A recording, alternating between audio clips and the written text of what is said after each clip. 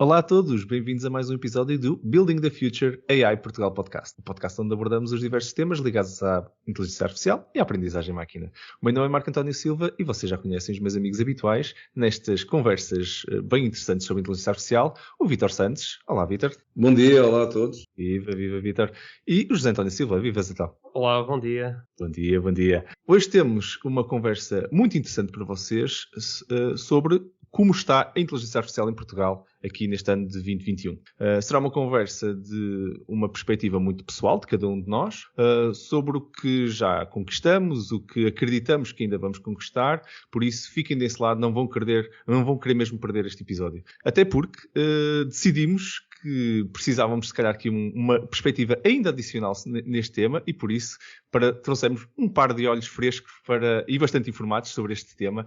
É verdade, hoje junta-se a nós, como convidado, o professor Paulo Novaes, docente na Universidade do Minho, onde é diretor do programa de doutoramento em Informática, membro do Comitê Executivo da Iberamia, Ibero-American Society of AI, e até há pouco tempo também era o presidente da APIA, da Associação Portuguesa para a Inteligência Artificial.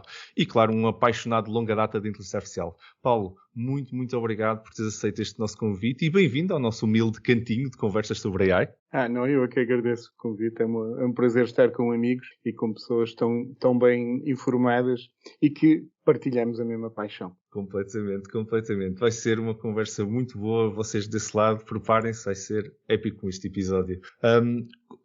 Para darmos aqui, se calhar, o arranque e podemos começar sobre tantas perspectivas neste tópico de hoje, mas tantas coisas estão a acontecer, a verdade é em diferentes indústrias em Portugal, sobre a inteligência artificial. Por isso, se calhar, começamos a nossa conversa de hoje por uma partilha do que é o nosso sentimento em relação a onde estamos, em 2021 aqui em Portugal, em relação ao desenvolvimento da inteligência artificial. Acho que todos vamos estar de acordo no que, ainda falta, na perspectiva de que ainda falta um caminho grande no mundo inteiro e não só em Portugal, por isso não é tanto por aí, mas mais por se em Portugal hoje já estamos bem, estamos atrás, estamos na direção errada, o que é que nós sentimos? Paulo, como convidado, faço-te a palavra para abrir hoje a nossa conversa. O que é que tu achas? Qual é o teu sentimento em relação a isso? Bem, obrigado mais uma vez. Olha, eu sou um otimista por natureza. Quem me conhece sabe que eu gosto de ver as coisas pelo lado positivo e por isso vamos primeiro por aí. Eu diria-te o seguinte, há neste momento já uma grande consciencialização do que é a IA.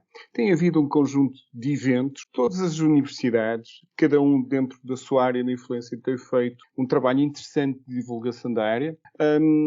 A própria associação, que tu não referiste, mas a Associação Portuguesa de Inteligência Artificial e outras, né, da robótica, etc. Tem feito um trabalho muito interessante de divulgação da área e começa-se, de facto, a ver isso. Basta ver os headlines dos jornais, quer seja o jornal da paróquia, até o jornal mais nacional, mais importante, falam na inteligência artificial, por diferentes perspectivas. Boas, ou se quiserem, mais positivas, menos positivas, mas falam. A própria algumas organizações governamentais, o IAPMEI, o ANI, por exemplo, recentemente eu estive envolvido com o IAPMEI num desses programas de divulgação para PMEs. Vamos continuar esse esforço, depois falaremos disso, ligado ao LASI, ao Laboratório Associado de Sistemas Inteligentes. Por isso, tem havido divulgação. Segundo, esta é a primeira nota que eu acho. A segunda nota tem a ver com as universidades, a formação. Há neste momento a surgir cursos na área, tanto de ciências de dados como de inteligência artificial. Recentemente o ISET, o IPCA, julgo que a Nova. Nós estamos a preparar também aqui no Minho um mestrado em inteligência artificial. Portanto, há formação. Recordo-vos só que ela já existia. O que está agora se está a fazer é cursos mais especializados, mais focados. A nossa engenharia informática, e quando digo a nossa, é em Portugal, da Nova, do Técnico, do Porto, do Minho, de Coimbra, da Aveiro, enfim, de todas as grandes instituições, quer politécnicos, quer universidades, já tinham incorporado no seu currículo a IA, com maior ou menor dimensão. Obviamente está a haver um reforço acelerado. Dou-te o exemplo no Minho, na engenharia informática, neste momento, temos já 4 cadeiras semestrais em 3 anos, ou em 5, em 4 anos, perdão, é de facto um tronco importante, para além depois das opções, nas diferentes opções, que vão desde coisas mais genéricas, sistemas inteligentes a machine learning, como é óbvio, há diferentes perfis, logo, oferta há também no ensino superior, onde estamos um bocadinho menos bem, eu diria, porque estamos um bocadinho atrasados, é no ensino antes do pré-universitário, onde de facto falta ali qualquer coisa, na minha opinião. Eu diria, nem tanto, assim, programar também, seria bom dar esses instrumentos às pessoas mais rapidamente poderem organizar as ideias, como eu costumo dizer, as tais boas práticas, que há bocado falávamos informalmente também, mas acima de tudo falta associar um pensamento crítico e um pensamento criativo e complexo, isto é, no outro dia, um dos meus filhos perguntava-me, na minha opinião, qual foi a grande evolução entre a minha juventude e o atual momento. Eu dei-lhe um exemplo que era o meu avô. O meu avô era agricultor aqui no Minho, eu sou de Guimarães, e produzia vinho. Mas os fatores de produção para o meu avô é basicamente, se no Vale de Santo Bocado, que é onde o meu avô morava, havia muita ou pouca produção. Isso é que fazia depender, uva, digamos assim, né? Isso fazia depender o preço do vinho.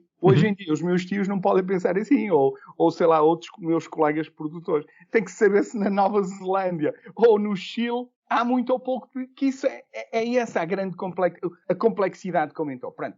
E eu acho que falta incorporar isso no ensino. Esta capacidade das pessoas verem por diferentes dimensões, criarem os instrumentos para o fazer. Olha, tipo os dashboards que nós criamos, ou as tabelas dinâmicas do Excel de há uns anos atrás, em que mudávamos as variáveis para poder analisar de diferentes perspectivas. Ensino. E agora obviamente eu fiz este caminho para chegar à indústria e aos serviços.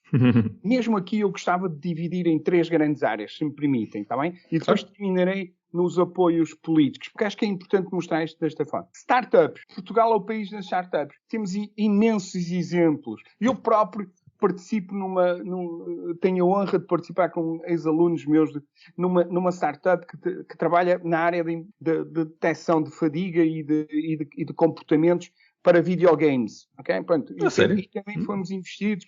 Está ótimo. Existem inúmeros exemplos. Todas as novas startups, até para poderem se vender, põem a IA. Portugal está muito bem aí. De facto, os nossos jovens são bem formados, como atrás disso, e acima de tudo têm vontade de fazer, ok? Eu acho que é o nosso contexto, um contexto de um país com alguns desequilíbrios, algumas limitações, principalmente de recursos, vamos ser claros, recursos não humanos, mas financeiros e de mercado, faz com que nós sejamos até empreendedores. Ou se quiserem, arriscamos, estamos com vontade de arriscar. Isso nota-se na juventude, no olhar brilhante com que eles falam das suas ideias. Ótimo. As grandes empresas portuguesas não precisam que eu lhes ensine nada. Obviamente têm departamentos as que têm, mas departamentos de investigação, têm gente que pensa e que já percebeu o valor que é incorporar uma tecnologia de IA. Não há nenhuma grande empresa no mundo hoje que, se não tiver IA, vai sobreviver muito tempo, ou pelo menos vai ter a capacidade de adicionar valor. Pronto, por aí estamos bem. Eu dou-vos o exemplo no Minho, perdoem-me os exemplos, mas são os meus, não é? Naturalmente, claro. Os projetos que nós temos com a Bosch, não é? Um exemplo de transferência de tecnologia e onde, de facto, a IA tem tido um papel preponderante no desenvolvimento de novos processos e novos produtos nessa área. Mas também nas PMEs, curiosamente. Talvez não ao mesmo nível, mas tive surpresas interessantíssimas. No outro dia, fui visitar uma empresa da área do calçado de segurança, a AMF, aqui também de Guimarães, peço-vos desculpa, mas eu sou um vimaranense ferrenho, quero-vos já avisar. Não digam mal do Vitória Sport Clube, que para mim é o melhor clube do mundo. Eu nasci com o Paulinho Cascavel a marcar golos, queria-vos avisar disso. O velho Paulinho Cascavel. Paulinho Cascavel é o melhor jogador do mundo e arredores. E eu gosto também muito de Guimarães, já gosto por curiosidade. Fiz aí o meu mestrado e o meu doutoramento em Guimarães. Claro. E fui aí professor. Só te ficou bem. Também gosto de Guimarães, para tu tens no teu currículo. E sabem que eu fiquei espantado? Olha, primeiro, já tem um nível de automação muito interessante, ok? Mas mais do que isso, nos seus processos de decisão já usa tecnologia de IA. Há alguma, obviamente ainda um pouco incipiente, mas já usa logo. Há vontade, estão a aparecer novos empreendedores que percebem esta realidade, ok? Agora, nós temos um problema de dimensão, Portugal. Agora vamos... eu deixo a parte política para o fim. Se calhar até podemos deixá-la para uma parte mais final do programa. Nós temos um problema de dimensão. Vamos ser claros. Enfim, as percentagens não sei, mas uma grande parte da nossa capacidade, quer produtiva, quer empreendedora, são microempresas. Onde nem sequer o processo de digitalização chegou. E como diria o Mourinho quando chegou à Inglaterra e ensinou os tipos a fazer omeletes, lembrando-lhes que é preciso ovos, não é? Que é uma coisa que alguns não sabiam. Jogar algo bastava pó, não é? Qualquer coisa assim. Nós sem um processo acelerado de digitalização, aliás, como se viu nestes últimos 2 anos da pandemia, não temos qualquer hipótese. E, de facto, há aqui uma aposta que deveria ser feita, que é de um processo de digitalização acelerado, e já agora avisar as pessoas que digitalizar não é comprar um sistema de faturação, não é? Há pessoas que, infelizmente, devido à máquina burocrática que temos, julgam que digitalizar é pôr meia dúzia de referências e faturar e cumprir com as obrigações fiscais. Não é muito mais do que isso, não é? Como nós sabemos. Eu próprio tenho estado a fazer algum processo de evangelização nos fóruns que entro. Eu diria que nós temos de ter todas as organizações, e reparem que não estou a dizer empresas, organizações, quer públicas, quer da área não governamental, as ONGs, quer dizer, na solidariedade, todas deviam ter um gêmeo digital. Não o digital twin, no sentido de poder fazer simulações, mas o digital twin, onde, de facto, tínhamos o mesmo nível de serviços que na parte física ou real, digamos, da empresa. E quando alimentarmos esta máquina, conseguiremos, de facto, dar um salto. Ok? Por enquanto ficarem por aqui, não, porque vão dizer que a ação fala barato. Não, abriste fantásticos pontos e acho que vamos dar aqui uma conversa. Depois no fim da orientação política. Da orientação política, combinado. Fica aqui em backlog, mas acho que temos aqui bastantes pontos. Eu ia passar ao Vítor. Vítor, a tua opinião também, como é que tu sentes? Qual é a tua sensação em relação a onde é que nós estamos? Complementando e construindo em cima do que o próprio Paulo já abriu aqui várias atividades. Eu mesmo antes de falar isso, queria só dizer que é uma grande satisfação. Temos aqui o Paulo Novaes, que ele tem feito, na minha perspectiva, é uma daquelas pessoas que está por detrás da inteligência artificial ter crescido tanto em Portugal e em particular na área académica. Portanto, ele desde há muitos anos, eu lembro perfeitamente, quando ele estava a terminar o doutoramento dele com o professor Maia Neves, não é? Portanto, exatamente. Lembro perfeitamente. Grande professor Maia Neves. Grande professor Maia Neves. Exatamente. Também acho que foi professor do Zé Tó, se não me lembro. E lembro já na altura, já tinhas ideias inovadoras, mesmo a tua tese sobre, penso que se bem me lembro, agentes na indústria, portanto, de como a inteligência artificial podia sair da caixa. E agora, esta coisa da caixa, era talvez agora respondendo àquilo que estava a dizer, era o que eu queria mesmo comentar, é que a inteligência artificial tem tido ciclos, tem estado mais na moda, menos na moda. Acho que depois do livro do Minsky, o famoso livro do Minsky, do paper, no final dos anos 60, quando demonstraram as limitações do percetrão, passámos ali pelo inverno da inteligência artificial.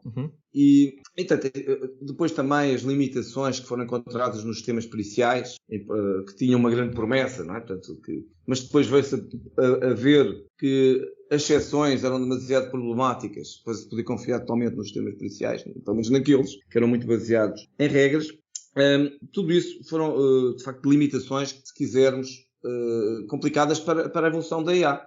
E em Portugal também não foi exceção. Mas também há aqui uma coisa que eu estava a dizer, que era o sair da caixa. E o que é isto da IA sair da caixa? É que eu não sei se vocês se lembram, mas mais ou menos ali até aos anos 90, e acho que posso dizer isto, a IA existia dentro de shells. Se eu queria programar um agente de software, eu tinha que ir programá-lo dentro do Aglet, ou do Jade, ou de uma coisa assim. Portanto, a IA não era transversal às outras aplicações. E por outro lado, como era uma coisa que funcionava dentro destas shells, era uma coisa, a malta da IA eram aqueles maluquinhos que trabalhavam dentro daqueles ambientes, faziam ali aquelas coisas que eram inúteis. E eu lembro perfeitamente está bem, isto tem muita piada, mas o que é que isso serve? Nós queremos fazer programas de faturação, queremos fazer software. E eu acho que a revolução começou-se a desenhar em meados dos anos 90, portanto, mesmo antes tem a ver com isto, com a generalização da utilização de algoritmos de inteligência artificial fora dessas shells, portanto, digamos, em todo lado. E eu acho que em Portugal, de facto, nós temos a sorte de ter uma comunidade com muita qualidade. Portanto, está aqui o Paulo, mas não só o Paulo, outros professores são conhecidos internacionalmente. Tivemos também a sorte de ter tido uma série de pioneiros que trouxeram, digamos, importaram a IA para Portugal. Já aqui uma vez fizemos um podcast com o Álvaro Coelho, ele foi garantidamente um dos pioneiros, mas também ele e o Muniz Pereira são os Muniz nossos Pereira, não é? Ou os nossos avós, no nosso caso, provavelmente. Mas mesmo o Maia Neves também é um indivíduo também. Um homem à frente. Tem uma característica que, se me permitem a ousadia, ele é meu amigo pessoal, já agora, e meu professor, como imaginam, não sei lhe chamar de outra forma. Era um homem à frente, e é um homem à frente que sempre pôs a transferência do conhecimento das universidades para o setor privado, à frente até de outros interesses. Era essa uma das suas imagens de marca. Eu vou já concluir, só para dizer aqui, concordante com o que o Paulo de Vaz estava a dizer, só para dizer que eu acho que também o facto de haver conhecimento leva a que haja mais empresas a terem este conhecimento, e que significa que podem incorporar a inteligência artificial nos seus produtos e sistemas. Por outro lado, houve aqui duas coisas que deram um grande boost na IA. Para mim, na minha perspectiva, inevitavelmente a parte de data science. O próprio machine learning, que era uma sub-área da inteligência artificial, era apenas uma sub-área, aprendizagem automática, passou a ganhar um protagonismo muito grande. E trouxe a ideia de extrair informação de grandes quantidades de dados utilizando técnicas de machine learning, voltou a dar relevo à inteligência artificial. Uma outra questão que também eu acho que tem, curiosamente, uma outra questão que tem ganhado relevo na sociedade portuguesa, não só, e é também uma preocupação da comunidade europeia, é a questão do impacto da IA na sociedade. Os perigos que ela acarreta, naturalmente os benefícios, mas também os perigos para o desemprego, perigos para a privacidade, perigos até de intromissão na vida das pessoas, portanto, tudo isto. E o que é que tem acontecido? Já não é só, não são só os engenheiros de computer science a discutir inteligência artificial, mas também temos áreas como da sociologia, da filosofia, até da cultura, a discutir a inteligência artificial. E eu direi que, sabendo que isto tem tido ciclos, que estamos numa fase, se calhar vai ser muito difícil, entrarmos num grande contraciclo. E, portanto, eu penso que Portugal tem estado na frente, temos uma série de, como eu disse, de empresas que utilizam a inteligência artificial e ganharam notoriedade com a inteligência artificial, e também uma academia que está à altura.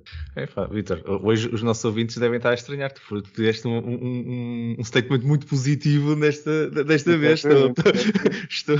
Mas há muita coisa para resolver. Já ainda temos tempo no episódio.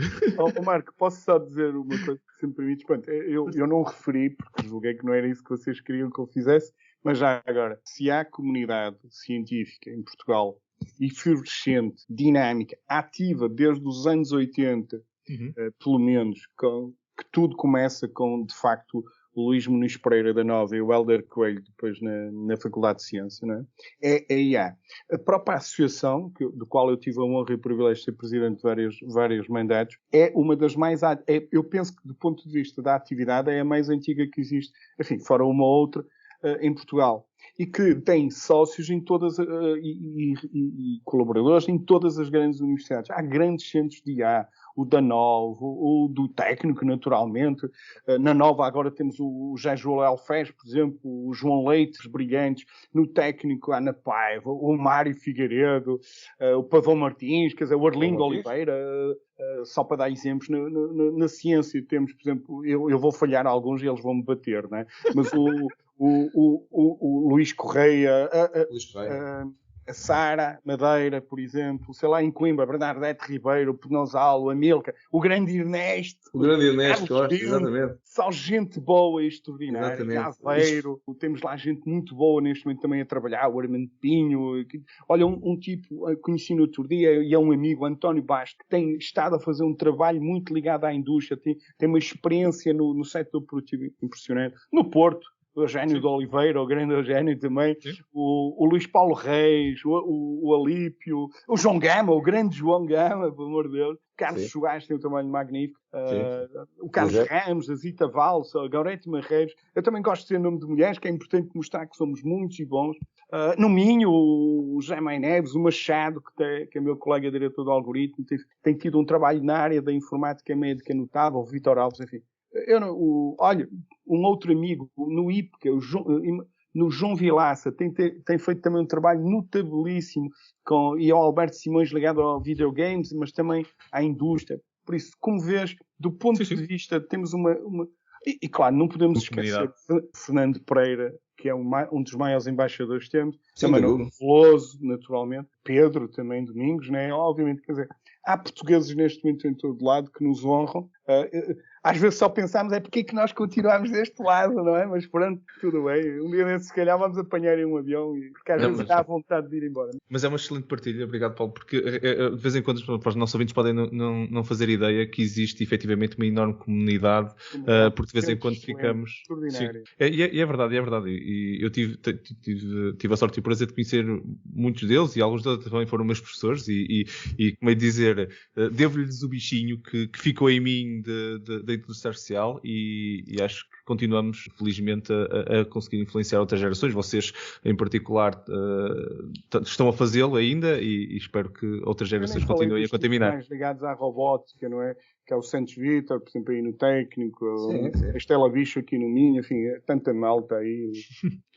Sim, mas é sem dúvida uma grande comunidade. Mas então, também passando a palavra a ti, e também poderes partilhar a tua opinião de onde é que está o seu sentimento em relação a isto, e para continuarmos esta conversa exatamente, está bastante quente e bastante cheia de ideias, está a ser bastante interessante. Força, então. Eu queria aproveitar para puxar isto aqui para o lado mais das startups. O Paulo já deu aqui algumas ideias interessantes e eu queria pegar por aí. Queria falar um bocadinho sobre este efeito desta comunidade e dos anos todos que esta comunidade toda já tem no mundo académico, mas como é que tem sido a experiência do saltar destas ideias para o terreno? Eu sei que o Paulo quer falar sobre as questões mais políticas, mas eu quero perceber também mais indutores e problemas que nós estamos a ter no mercado nacional para que estas startups vinguem, não é? Para termos muito mais startups do que professores, não é? Porque é suposto isto ao longo dos anos começar a produzir riqueza até para estas próprias empresas no futuro estarem a investir nas nossas academias de volta, não é? E como é que tem sido essa experiência, por exemplo, nesta área do machine learning? Como é que tem sido difícil às empresas portuguesas certificarem-se e abraçarem mercados, por exemplo, os Estados Unidos, com os requisitos da FDA, aqui na Europa também a certificação CE? Isso são problemas que têm limitado também as equipas? É só um problema de financiamento e de business angels? Paulo, qual é a leitura que fazes deste percurso, dos teus ex-alunos? De alguns. A pergunta é muito interessante. Pronto, deixa-me dizer, nós de facto somos um mercado pequeno e nem tudo é cor-de-rosa como temos estado aqui a falar. Pronto, de facto, a nossa dimensão, o mercado condiciona muito. Muitas vezes uma boa ideia em Portugal não tem dimensão e é complicado extrapolá-la, no fundo. Não é? A segunda questão também, temos alguma dificuldade, por exemplo, referir-se a algumas áreas ligadas à saúde, da obtenção de dados, não é? Algo que não é ainda uma prática comum. Há muito que defendo que deve haver, de facto, uma prática, por exemplo, ao nível das autarquias começa-se a ver isso, de haver dados abertos, a própria autarquia disponibilidade dos dados abertos. As organizações deviam ter essa prática, não é?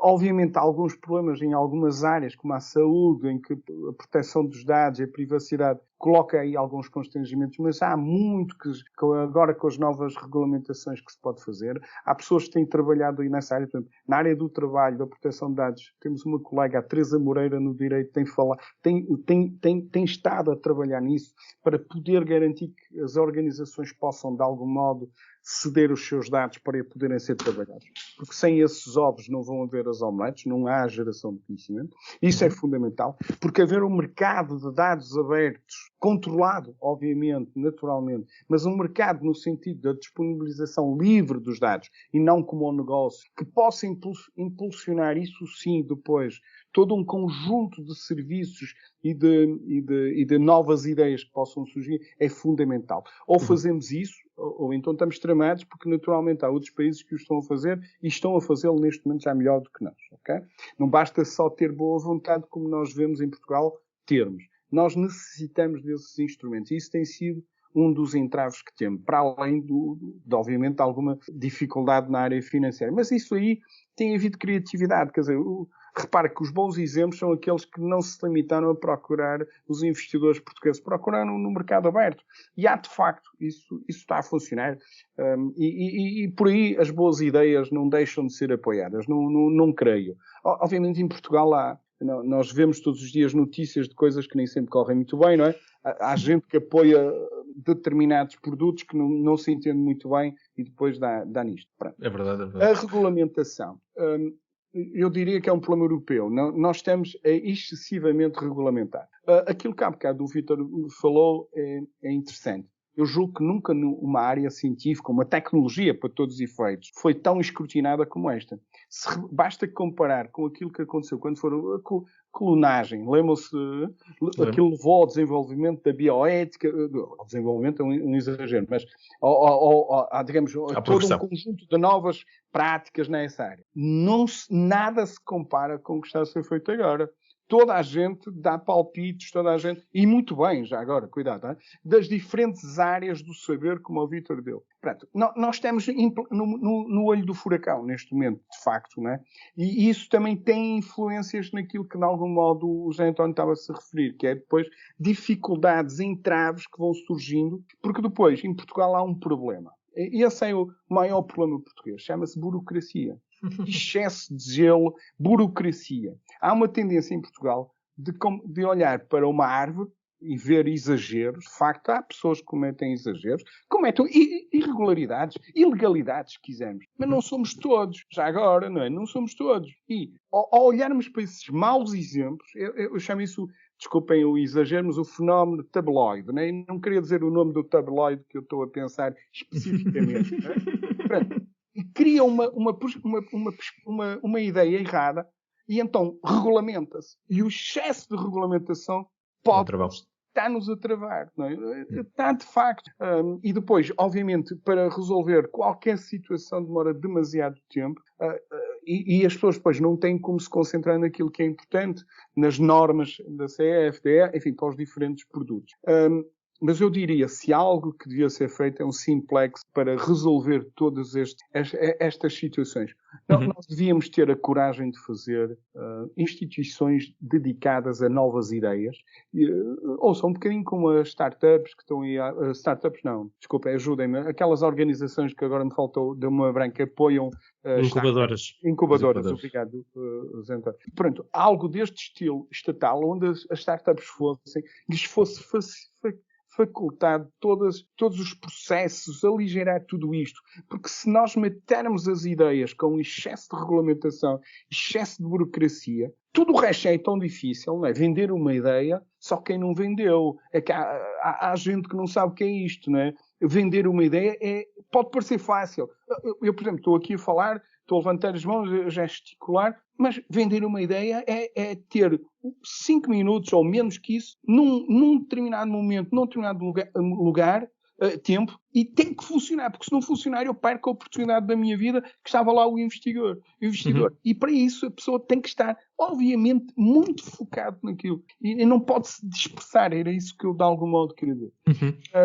Bom ponto. Eu diria desregulamentar muita coisa, simplificar, acreditar, de facto, nós queremos fazer mais e tem havido exemplos extraordinários de gente que tem ideias em áreas absolutamente distintas, que vão desde na área da nutrição, por exemplo, uns ex-alunos do Minho criaram uma empresa que está ligada à Primavera Software, na área da nutrição, espetacular. Eu não gostaria de dizer, enfim, estou a dizer os meus exemplos e peço-vos desculpa, que são os que eu conheço melhor, mas a Unlevel, por exemplo, é extraordinário aquele fenómeno, coisas assim desse género. Não sei se responder já, António, peço desculpa.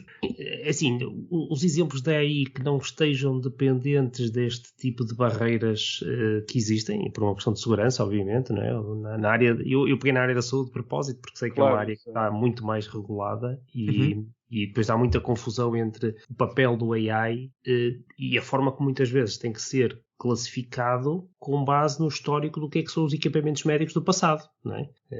Equipamentos médicos intrusivos, não é? Que estão a suportar pacientes num momento, não é, de cuidados intensivos, etc. E, portanto, há regulamentações que são extremamente complicadas quando muitas vezes determinado tipo de soluções que estão pensadas, por exemplo, no caso do AI, podem estar a trabalhar em áreas completamente diferentes da redução de risco e tem que passar pelos mesmos tipos de certificação, não é? E isto pode ser a diferença para uma pequena empresa em Portugal, uma pequena startup, não é? Um projeto de uns alunos, não conseguirem chegar a uma audiência, ou aos dados até, não é? E ter provas concretas, porque não é uma experiência que possam fazer com facilidade com os tais dados, os bancos de dados que já existem para fazer testes e para fazer comparativos de performance, nem podem chegar aos hospitais porque também não dá para fazer uma experiência, não é?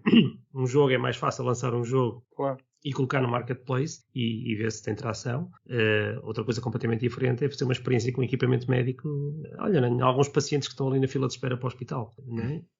Mas é fundamental isto. Já agora, há uns tempos estive na Complutense em Madrid. Na Complutense em Madrid, agora o nome é muito complicado, não vou dizer, mas na área dos dentistas, ok? Que aquilo tem um nome hiper comprido, estão a ver a ideia?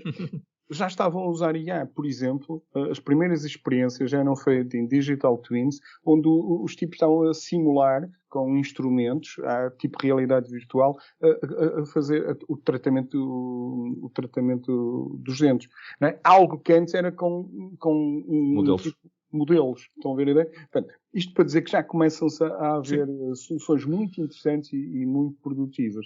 Aquilo que tu disseste é de facto problemático, principalmente na área da saúde. Esta incapacidade que estamos a ter de disponibilizar dados. Volto a dizer, essa devia ser, na minha opinião, há dois desafios que deviam ser tomados já. Uma está dependente da outra, que é, e há bocado eu disse, todas as organizações terem, digamos, um irmão gêmeo digital onde disponibilizem o mesmo nível de serviço, este é um caminho, como é óbvio, não é?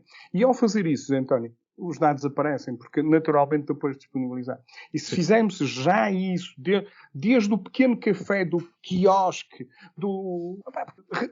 as empresas e as organizações que melhor responderam aos desafios desta crise que estamos ainda a viver e que as consequências vamos pagar caro nos próximos anos, são as que tinham respostas digitais. É verdade. E que vão ser também, provavelmente, os casos de estudos e os dados que vamos manipular nos próximos tempos. Não tenham dúvida.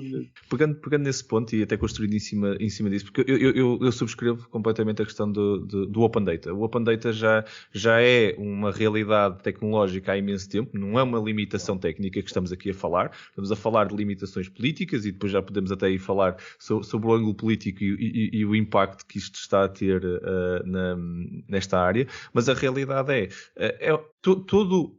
as barreiras que estamos a levantar e subscrevendo também na questão da regulamentação. A regulamentação está a aparecer sem discussão, eu acho. E esse aqui é o grande problema e está a acontecer isso. E nós estamos a ser líderes na parte da regulamentação, até mesmo dentro da Europa e se calhar até no mundo, porque estamos a passar leis sem a discussão ainda ter sido fechada. Isso tipicamente, na minha opinião, gera alguns erros e pode gerar travões que depois mais tarde vamos pagar caro porque outros países mais, vou dizer, libertos dessas restrições vão conseguir avançar e as suas startups vão conseguir avançar mais rápido do que nós. E nós temos, efetivamente, eu concordo com o que foi dito, temos a massa crítica cá em Portugal para conseguir fazer isso. Temos o drive de inovação, sempre foi, até lá fora ainda temos essa fama e acho que estamos no ano em que nós precisamos de fazer isso. Estamos na altura também, pegando no que o Vítor estava a dizer, os invernos da AI já passaram e nós estamos agora, se calhar, num grande verão para evoluir. Não sei se virá outro inverno a seguir, depende muito destas questões todas, estamos exatamente aqui a discutir, mas estamos num verão importante para pequenas empresas conseguirem fazer grandes impactos. E é um bom exemplo cá em Portugal, pegando no tema das startups. Os grandes unicórnios portugueses são todos baseados em tecnologia, são todos negócios digitais e a maior parte deles está grounded em inteligência artificial, ok? De uma forma ou de outra, como parte do seu ADN, como parte do seu produto. A Fedzai e a Defined Crow estão na lista das 50 empresas de inteligência artificial, das 50 melhores empresas de inteligência artificial do mundo. Portanto, exatamente. Em 50 temos duas, estas duas que eu estou a dizer, Fedzai, não é? Os CEOs, uma delas até, os CEOs dessa empresa mereciam. Às vezes estamos a dar medalhas aí a muita gente, comendadores, etc. Olha, 2 bons candidatos a comendadores, 2 exemplos que devíamos publicitar e mostrar como exemplos. E já agora... Ronaldo, né? São vencedores como o Cristiano Ronaldo. Sim. São. Eu lembro perfeitamente de visitar a Fedzai na incubadora em Coimbra, no Pedro Nunes, eles trabalhavam numa sala, portanto, não era uma garagem, portanto, isto faz lembrar a história do Bill Gates, não é? Mas, pá, são absolutamente extraordinários, não é? E a Daniela Aga, nossa colega, o ex-colega da Microsoft, não é? Sim. Já tivemos aqui o João, não é? Já tivemos o João, é verdade. Portanto, estão nos 50, isto é absolutamente extraordinário, estão para a lista da Forbes, e vale muito, estão nas 50 empresas mais promissoras em inteligência artificial. Mesmo com os limites, Portugal conseguiu. Eu hoje estou realmente bastante positivo. É a minha influência, Vitor. A influência aqui do Paulo, é verdade. Fico sempre disposto a contar com o Paulo. Mas pegando exatamente nesse ponto, e sendo bons exemplos, nós, as restrições que depois estamos a levantar agora vão ser, na minha opinião, limitações para os próximos grandes exemplos que ainda não nasceram. Estes já estão sedimentados e o progresso deles pode ou não ser afetado, mas a grande questão é que ainda temos muito para desbravar no mundo inteiro do ponto de vista do que é que a inteligência artificial pode fazer. Nós de vez em quando também estamos a limitar e limitamos genericamente a inteligência artificial e na realidade o que devíamos estar, se calhar, ou devíamos estar mais preocupados é a questão dos dados e em criar formas de nós partilharmos os dados de forma segura e realmente standard do ponto de vista do que é que pode ser o Open Data. E acho que aí sim a tecnologia já está madura o suficiente e já houve discussões suficientes. Acho que a questão da ética já foi mais que discutida, mas ainda não conseguimos regulamentar e estamos a regulamentar outras coisas. Eu acho que é um bocado esta dicotomia que nos pode travar, no fundo. Há agora um movimento muito interessante, o Fairness ML, né? Enfim, não sei traduzir bem, mas o Justiça e Cuidado na aprendizagem automática, que é um movimento que estão a surgir e que está a criar, esse sim, as regras corretas, né? Que é, por exemplo, sobre os dados que se pode disponibilizar, quais o tipo de dados. Pronto. Retira dali aquilo que é. Obviamente é preciso perceber que há muitos exemplos que nos mostram que não basta retirar, por exemplo, o sexo, a idade, tem que se retirar depois coisas derivadas, não é? Obviamente. E esses são os movimentos que me parecem muito interessantes e que vão diretamente à fonte, extrai da fonte aquilo que é mais perigoso, ou, perdão, limita a utilização dessas informações.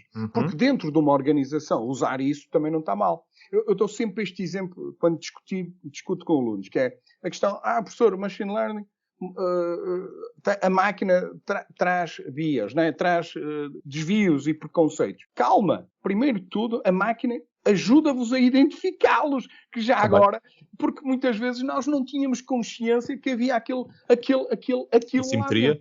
Sim, pois é, quando são simetrias nos dados, não é?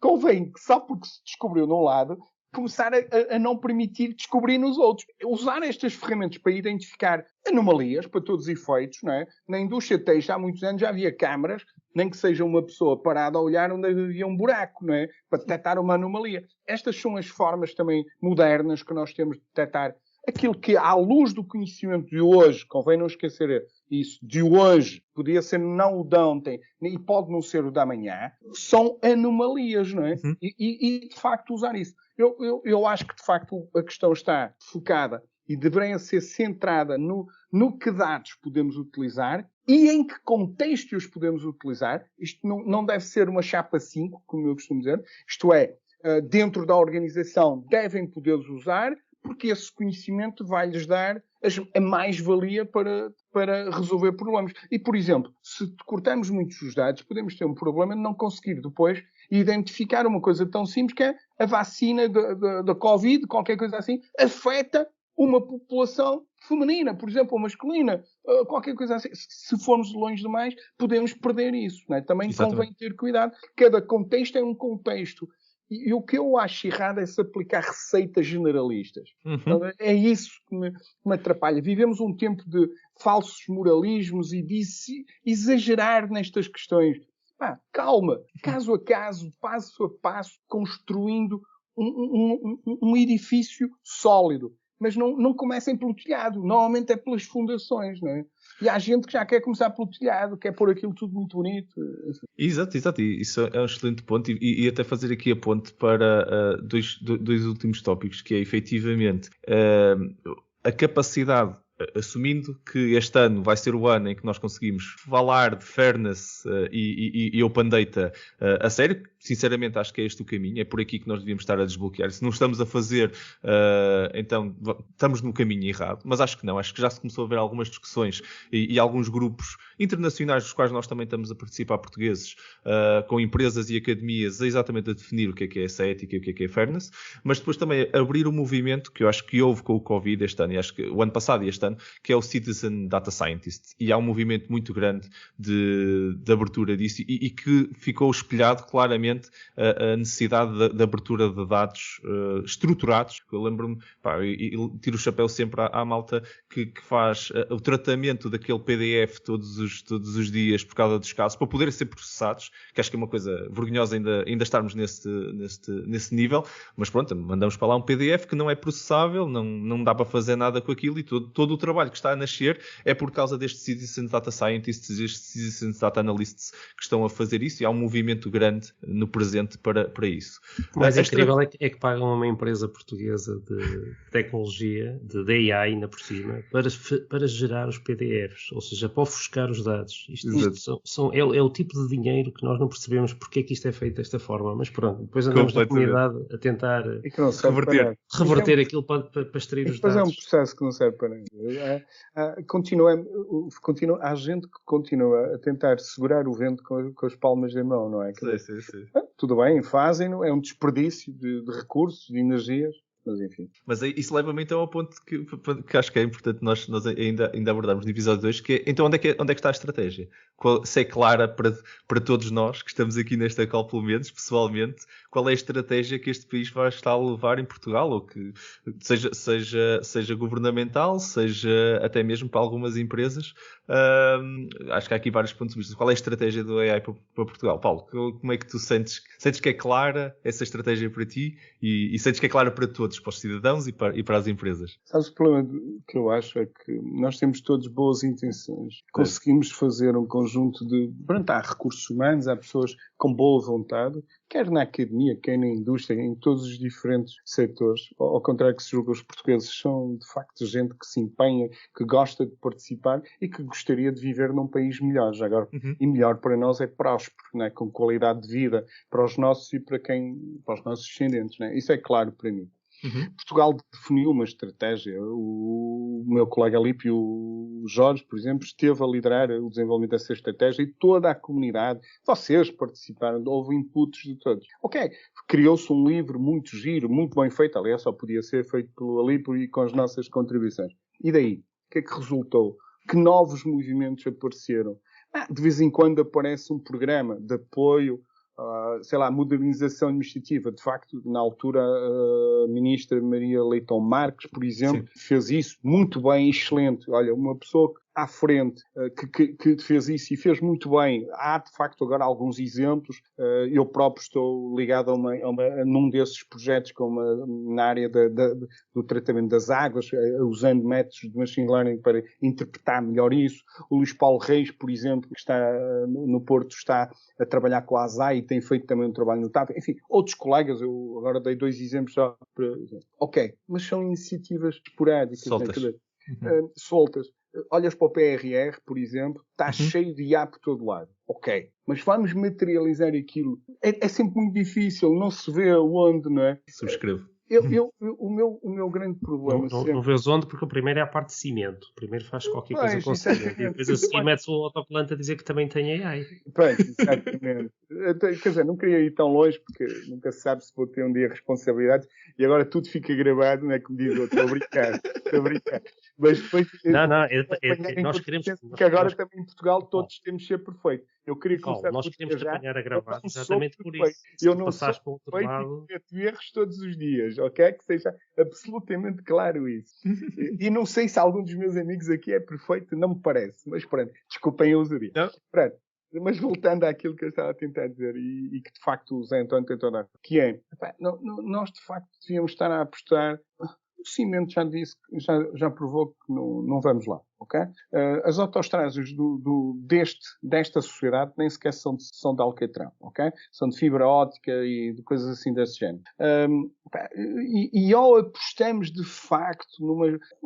Eu volto a dizer, eu já não vou em grandes medidas pedir medidas simples. Desidratos. Todas as organizações têm que ter estas características. Quando hoje se abre uma empresa, nunca se poderia abrir a empresa sem também ter já um componente digital. Seja ele qual for, mínimo. Também não podemos exagerar, obviamente, senão daqui a pouco é que mais casas. Um dia desses vamos ter tantos requisitos para fazer casas que nem dinheiro temos para fazê-las para não ganharmos para aquilo, não é? Devido ao excesso de regulamentação. Mas algo deste estilo que permitisse que qualquer embrião começasse logo desde o início com a sua componente digital e a sua componente, obviamente, física, real. Porque senão não saímos daqui. Uma estratégia que é baseada no esperar o que é que a Europa vai fazer também não pode resultar. Porque nós temos especificidades próprias. Não vale a pena reinventar a roda. Portugal é bom em algumas coisas, ok? E podemos, de facto, apostar em outras áreas. Mas temos que, fundamentalmente, solidificar aquelas que somos bons. Eu dou um exemplo. Portugal é bom no calçado. É bom na indústria do mar. Produtos ligados ao mar. É bom no turismo, pronto, tem agora esta vicissitude, mas na área das cutelarias, por exemplo, na minha região, das confeições, vinhos, não interessa. É estas áreas tradicionais onde devemos rapidamente ter projetos de incorporação de ar para solidificar e não perder a posição. E escolher, porque não vamos poder, nós só somos 10 milhões. Parece muito quando andamos nas ruas de Lisboa. Mas quando andamos nas ruas de cidades do interior, já parece menos. Não sei se têm noção disso. Não é? Em Lisboa, há ali umas ruas, e tanta gente, afinal, há portugueses por todo lado. Até nos esquecemos que muitos nos dão a honra de nos visitar, não é? E não são portugueses. Isto para dizer o quê? Que não podemos ser bons em tudo. Temos que selecionar. E uma estratégia que aposta em tudo, e eu desconfio sempre dela. Tem muita dificuldade. Eu gostaria de ver o decisor é aquele que toma decisões. Tomar decisões não é agradar a todos, é escolher o caminho.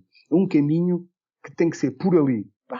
Colocar-me aqui, eu decidi, é por ali. Eu, por exemplo, no Minho, já podia ter criado uma estrada em IA. Sabem porque é que não criei? Já o podia. Eu estou há 30 anos que não tenho recursos humanos suficientes. Prefiro ser bom naquilo em que estamos a fazer neste momento, definir o projeto e dizer preciso de mais gente para poder fazer este projeto, porque eu não vou deixar de ser bom naquilo que faço para depois ser mais ou menos em tudo o que faço. Não contem comigo para isso. Isto quer dizer que às vezes nós temos que ter a noção de que somos. E às vezes esquecemos-nos disso. Ter os pés bem assentos no chão e não poder... Há uma coisa que não podemos continuar a fazer, que é desperdiçar recursos. E nós temos estado a desperdiçar demasiados recursos. Isso preocupa-me como cidadão. Eu gostava de ver aquilo que temos bem organizado e para a frente. E é nisso, porque a juventude que eu vejo, e muita gente boa, está com vontade de fazer. Está-me a sensação é que há um conjunto de poderes instalados que às vezes não querem, porque julgo que têm medo de perder, não é o poder sequer, é perder a controle. Uhum. Human control, neste caso, que eles podem perder, não é? Mas isso é grave. É uma perspectiva bastante interessante e é o momento certo até para estarmos exatamente a fazer esse pensamento. Vem aí, toda a gente fala da bazuca europeia e tudo, e destes investimentos que vamos fazer, e o IA também aparece em tudo o que é lado nesta perspectiva. Eu acho que a clareza e o foco na estratégia são excelentes dicas, Paulo. Obrigado. Eu não sei, Vítor, também do teu lado, como é que tu, do lado da academia, e depois eu também vou passar ao Zé, porque também gostava de ouvir como é que ele sente que a estratégia está, porque nós estamos a falar também das empresas mais pequenas e médias, e ele também gostava de ouvir a tua perspectiva, e depois também tenho a minha opinião também para partilhar. Mas, Vítor, do lado da academia, que sentes que a estratégia também está clara, ou não? Eu penso que há... eu não sei se podemos falar de uma estratégia da academia. Acho que são várias estratégias, porque acho que, na verdade, há diferentes apostas em diferentes escolas. Eu acho que há um certo consenso, como já disse há pouco, na área da ciência de dados. Portanto, a utilização de uma inteligência artificial, e em particular, ou de uma parte da inteligência artificial, que é o machine learning, numa lógica útil da inteligência artificial para tratar os dados e para extrair valor dos dados. Portanto, isso parece-me claro. Então, neste momento, penso que há, se podemos dizer, há um movimento nessa direção. Depois, em relação a outras áreas da inteligência artificial, o Paulo há bocado estava a falar de robótica, por exemplo, eu penso que já não existirá um consenso tão grande. Eu acho que há diferentes projetos, ia dar aqui um exemplo de um projeto que eu gostei muito de conhecer, que é a utilização de machine learning em microserviços e em contentores, em containers, portanto, da necessidade de abrir interior, do professor Mário Freire.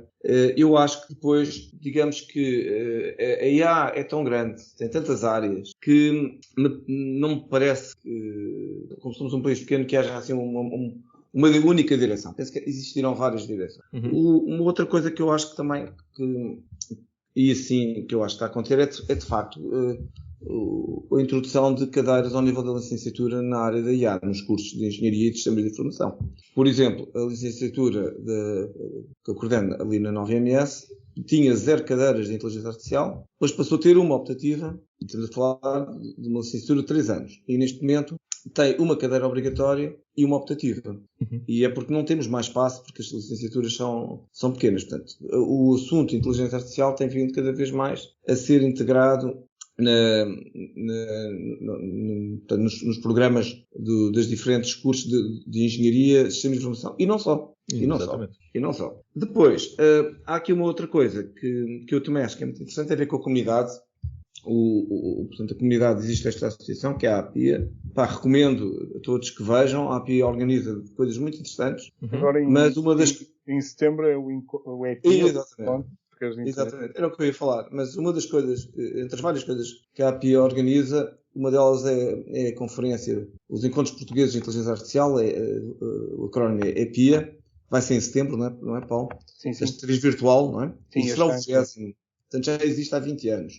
E há uma coisa muito interessante, que é precisamente hoje em dia, por exemplo, em termos académicos, desvaloriza-se muito as conferências, porque o que se quer é publicar em revista, é isso no fundo que conta para os rankings, mas as conferências têm uma coisa muito interessante, que é insubstituível, que nenhuma revista pode dar, que é precisamente esta ideia de comunidade, das pessoas se encontrarem, perceberem o que é que os outros estão a fazer. Quem está a utilizar para microserviços, quem está a utilizar para a área da saúde e reconhecimento de imagem, quem é que está a utilizar para o trânsito, quem é que está a utilizar para a indústria, quem é que está a utilizar para as emoções, por aí fora. E portanto, eu não queria deixar de sublinhar a ideia que existem estes encontros. Eu não sei se são se é a conferência mais antiga, penso ou a comunidade mais antiga, penso que a comunidade de computação gráfica será ainda mais antiga, não sei. Talvez, por aí, mas não é par. E portanto, queria sublinhar isto. Mas eu também não acho mal que não haja uma estratégia única para nós somos mais bonitos.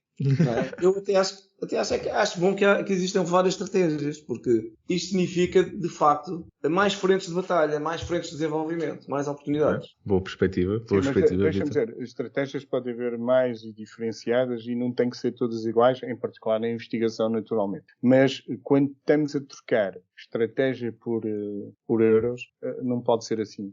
Tem que haver apostas focadas, certas, porque os recursos são escassos. E pior do que isso, já agora, deixa-me só dizer, a própria bazuca, mas a própria IA é quase como um comboio.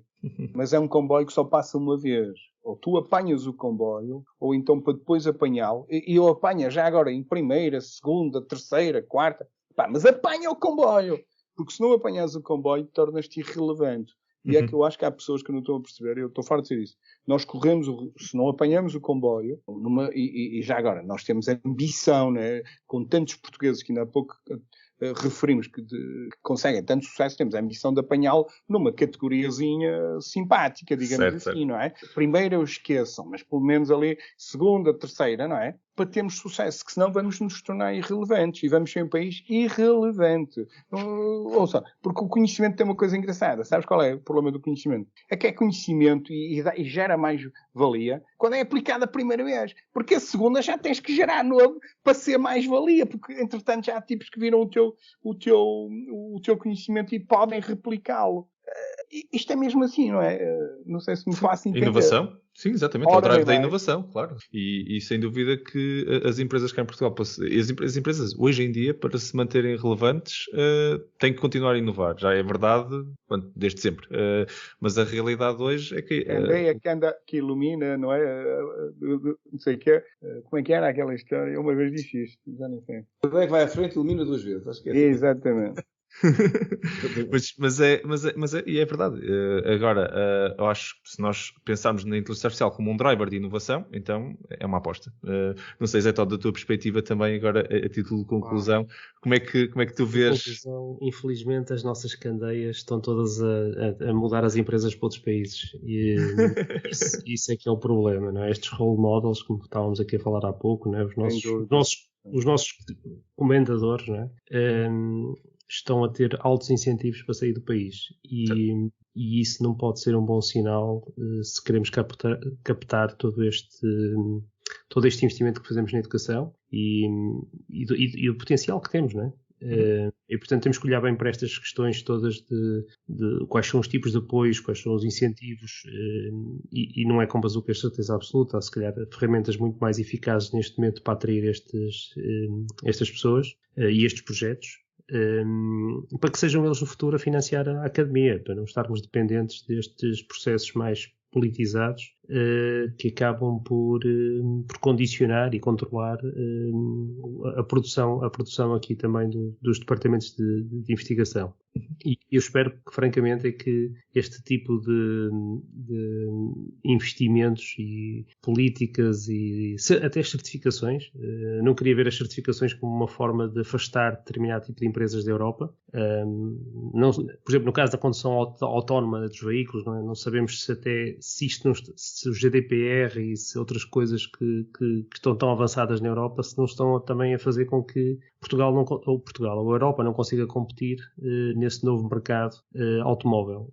O que é ridículo, não é? A Europa há poucos anos atrás, e ainda é um líder contestável na produção automóvel.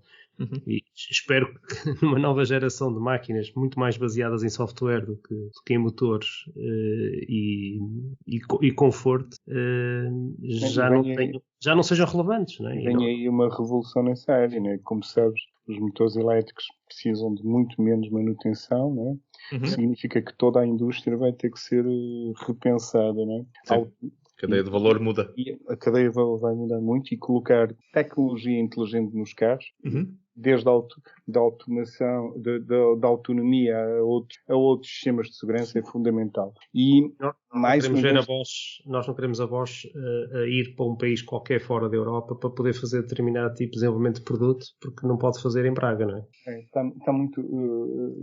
nós vamos ter que pensar bem qual é o modelo de desenvolvimento que queremos e acho que o modelo de desenvolvimento não pode ser deixado ao acaso para meia dúzia de burocratas num determinado determinado sítio, seja esse sítio Lisboa, Bruxelas ou outro qualquer sítio, e tem que ser, nós temos que pensar num todo e perceber que isto é um trade-off e há momentos em que num trade-off temos que ceder. Nem sempre digamos, ganhar, não é? Pronto. E isso não me parece que está a ser bem visto por quem está a decidir. Estão a haver muitos tiros, muita coisa, muita regulamentação. Eu acho que nós somos os culpados disto. Né? As redes sociais que nós inventamos, entre aspas, enfim, não fomos bem nós, mas participamos ativamente nela, estão a matar. Podem criar mecanismos que as pessoas agora reagem às redes sociais e àquilo que se julga que é a opinião pública, quando na realidade não é. É uma janela sobre uma determinada visão, mas está a condicionar demasiado as decisões, quer as do professor na universidade, quer as do decisor em Bruxelas, quer vocês aí na Microsoft, quer dizer, e é preciso ter aqui qualquer coisa, um coador, um filtro que nos ajude a discernir o que é importante. Como eu costumo dizer, eu não sou vegetariano e peço desculpa a quem é, entre o bife e a salada, quando eu não tenho tempo para tudo, no meu caso eu vou para o bife, mas os meus colegas podem ir para a salada. Okay? Mas é um excelente ponto e eu construindo só, também a título de conclusão, digo-vos só que eu adorei também um ponto que nós falamos aqui, a um passo, mas que fiquei aqui nas minhas notas, que era, mais do que regulamentar, se calhar, no futuro, nós devíamos tentar mentorar mais. Em vez de escrever leis e tudo, devíamos estar, se calhar, a apoiar estes fóruns de discussão, a fomentar estas conversas que não estão a haver, se calhar, o suficiente cá em Portugal, e estas empresas que estão a querer fazer e não sabem como, ou se vão fazer certo, se calhar, criar os mecanismos e as ferramentas para cá em Portugal, em vez de ser um sítio mais fechado para esta discussão, ser um sítio onde nós incentivamos a construção do que é o standard, do que é esse futuro. Acho que resolvi a grande parte destes problemas, espero que seja 2021 ou 2022 o ano em que nós fazíamos isto cá.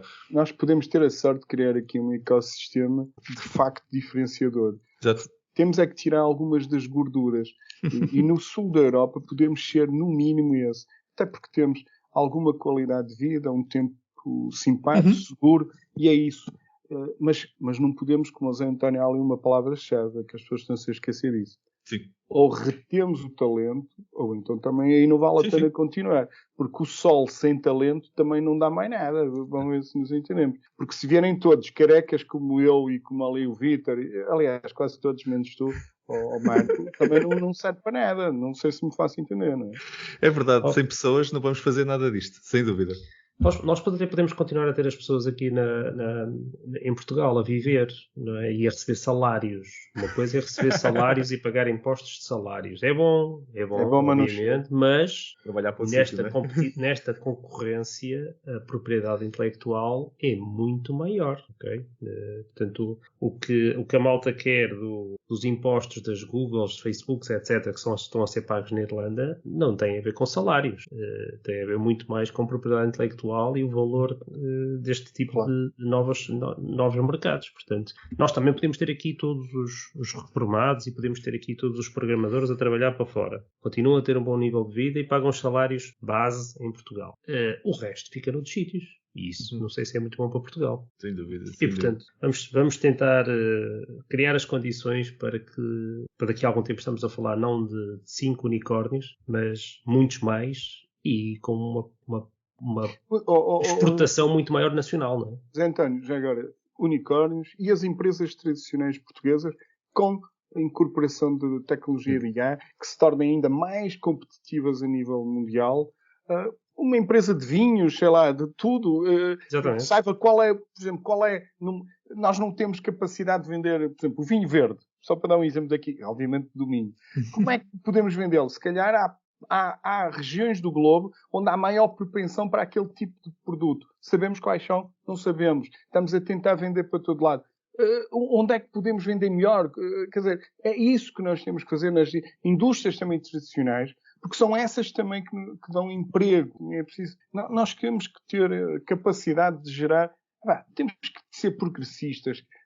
E eu julgo que a IA pode, bem aproveitada, dar esse impulso à economia portuguesa. porque de facto, pela primeira vez, se há uma revolução onde Portugal está preparado, porque tem recursos humanos qualificados, tem uma autoestrada até razoável, em termos de banda de comunicações em geral. Estamos bem, também não vamos dizer tudo mal. Agora, falta agora aqui criar um dinamismo, um impulso de juntar todas as peças, tirar alguma gordura, obviamente, mas isso também pode ser, durante o caminho, irmos deitando fora algumas coisas e comprando outras para melhorar, mas criar um impulso que façam com que sejamos melhores, que é isso que nós pretendemos. Agora, temos é que ter vontade de ser melhores. Desculpa lá, eu prefiro não falar mais. Paulo, uma excelente mensagem positiva, exatamente, e como prometido, um grande episódio que nós tivemos aqui na conversa, e se calhar vamos passar então por continuar para a nossa rúbrica.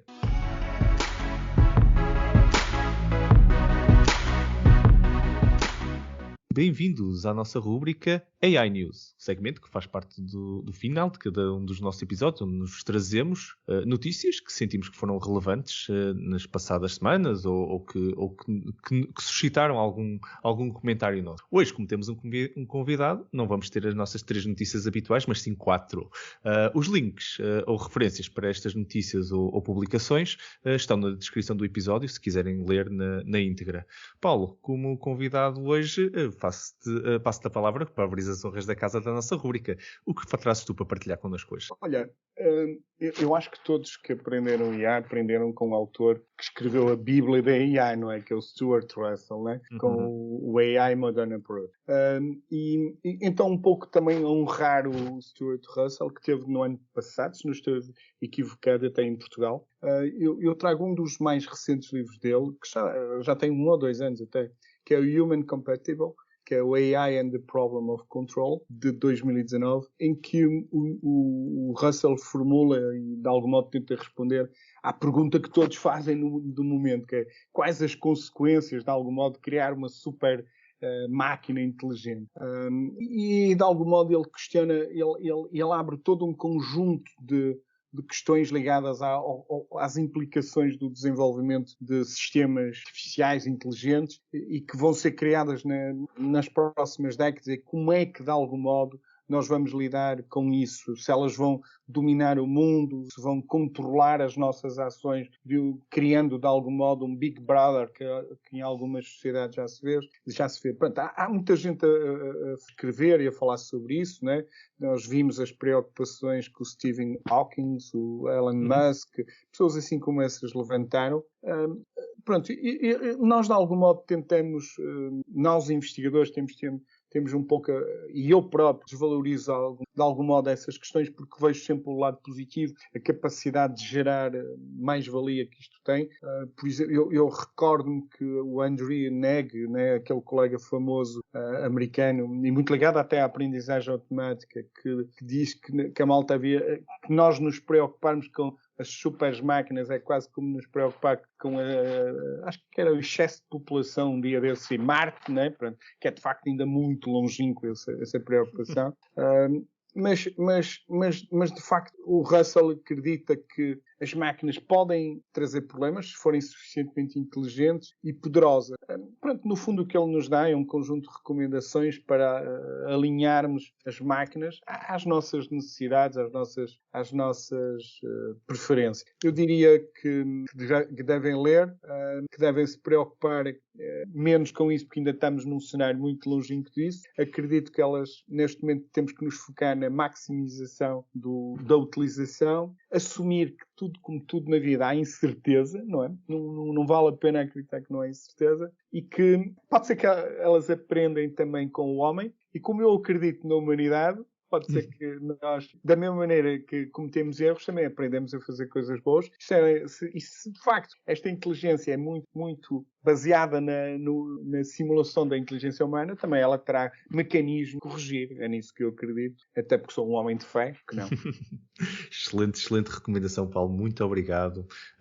Zé Tó, do teu lado, que notícia ou o que trazes tu para nós hoje? Ora, eu vou partilhar aqui um link, uma coisa que eu tenho andado também à procura e tenho andado mais interessado nesta área da certificação CE e encontrei aqui um jornal, um artigo de um jornal, do Journal of Pathology Informatics, que é sobre a nova regulação e que impacto é que isto tem, por exemplo, para quem está a fazer software de análise de imagem. Portanto, uma daquelas áreas onde claramente agora com a história do AI e as redes neuronais e o deep learning, está a haver grandes revoluções nesta área e há muitas startups novas a surgirem nesta área e portanto eles fazem aqui um bom apanhado do historial de como é que nós chegamos a estes imbróglios neste momento com a regulamentação para equipamentos médicos e que impacto é que isso pode ter exatamente para as startups que estão preocupadas com este tipo de certificação e o que é que vão encontrar pelo caminho para conseguirem homologar os seus softwares. Extremamente alinhado exatamente com todo este episódio até, por isso estamos 100% on track. Muito obrigado, Zé Tó. Vítor, do teu lado, o que trazes para nós hoje? Olha, eu ainda vou continuar, ainda vou estar mais alinhado com o episódio, porque vou falar aqui de uma notícia que envolve duas pessoas das quais já falámos hoje, o Paulo Quaresma, como vogal da FCT, e também uma outra pessoa que também já aqui foi falada, enquanto uma das pessoas importantes da inteligência artificial a não viver em Portugal, que é o Fernando Pereira, da Google. Uhum. Portanto, já falámos deles dois e, curiosamente, o que eu venho falar é de uma notícia que foi até bastante divulgada, até na televisão, de um acordo entre a Google e a FCT de disponibilização de um apoio de acesso a serviços na Google Cloud no valor de 2 milhões de dólares para projetos de inteligência artificial. Bom, isto não é exatamente igual a dinheiro vivo, não é? Portanto, tomem lá 2 milhões para irem pagar às bolsas, aos estudantes de doutoramento, aos investigadores, mas não deixa de ser muito relevante porque, como nós sabemos, a maior parte dos projetos de Machine Learning precisam, usando aqui as palavras do Zé Tó, de GPU, portanto, precisa de poder máquina. E então esta disponibilização isto tem um custo. Costuma ser sempre uma pedra no caminho, ou um pedregulho no caminho da investigação. Portanto, este apoio da Google, que espero que seja seguido por outras empresas, claro. Isto não era boca, não é? Se era, foi muito discreta. É quase que é. Explica lá melhor onde é que tu queres chegar. Depois da off já explico. Mas não deixa de ser muito interessante. E cá está. Envolve dois notáveis investigadores da comunidade de inteligência artificial. Sem dúvida. E são iniciativas como essa que nós precisamos. E até de convencer o Fernando a fazer o que ainda agora fez a Google em Espanha, que é apoiar o desenvolvimento de um centro de investigação em IA na Universidade de Granada, que, por exemplo, em Machine Learning penso que todos conhecem Paco Herrera, ou Francisco Herrera, enfim, que lidera um grupo também ele brilhante nessa área, e é isso que precisávamos também de uma iniciativa como essa aqui em Portugal, nesta área em particular, ligada à Google, à Facebook, ou à Microsoft, alguém que apostasse de facto com uma iniciativa privada e nos ajudasse a dar um salto importante. Fica aqui o desafio também aos colegas, já que tu não fosses tão explícito, eu sou. Corro o risco de não ser novamente convidado, mas portanto, não, nada disso. É um espaço bastante aberto e de vez em quando saem daqui muito boas ideias e está muita gente também a ouvir. Ficam as ideias exatamente para quem possa decidir influenciar exatamente esses caminhos. É mesmo assim. Na capital de Portugal, na oficial, que é Guimarães, ou a meio caminho, mas em Lisboa não. Muito bom. Obrigado, Vítor. Obrigado pela tua partilha. Eu partilho-vos um artigo que estive a ler recentemente. Para quem tem acompanhado, algumas vezes eu vou falando aqui à parte médica, que eu vou sendo sempre um bocado puxado de nível profissional para apoiar algumas das investigações, e vou acabando por ler um bocado sobre isso. E há um tema que me surgiu no radar e que eu gostei bastante de ler, um artigo da BBC sobre um investigador, um grupo de investigação que está a fazer sobre Parkinson e Artificial Intelligence. Isto é uma partilha de um dos pacientes, ou melhor, uma entrevista de um dos pacientes que está neste tratamento, ou nestes testes, o que estava a fazer, e ele descreve um bocado a vida dele na primeira pessoa. É bastante interessante o artigo por causa disso, em que ele fala um pouco de como é que ele está a lidar com o Parkinson e que está a fazer parte de um grupo de teste. Ele está a fornecer dados, no fundo, juntamente com muitas outras pessoas, para entender o Parkinson e fazer a calibração. Há um médico que é o alvo também deste estudo, que é o Dr. Jan Theis, que aparentemente é muito bom a calibrar a medicação que é necessária dar aos pacientes, porque o grande segredo e a grande dificuldade é acertar com a dosagem certa para aquela pessoa, para o nível de Parkinson que ele tem.